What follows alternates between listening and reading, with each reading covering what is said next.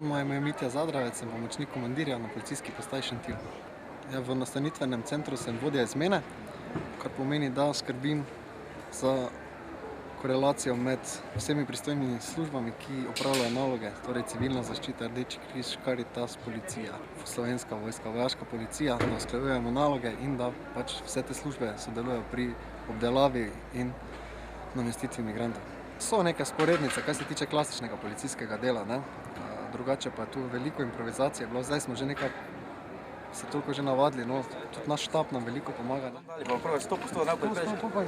Ni to tisto klasično policijsko delo, da greš v gostinski lokal, vzpostaviš javni red ali pa greš na kaznivo dejanje, opraviš ogled, ampak je popolnoma druga zgodba tukaj.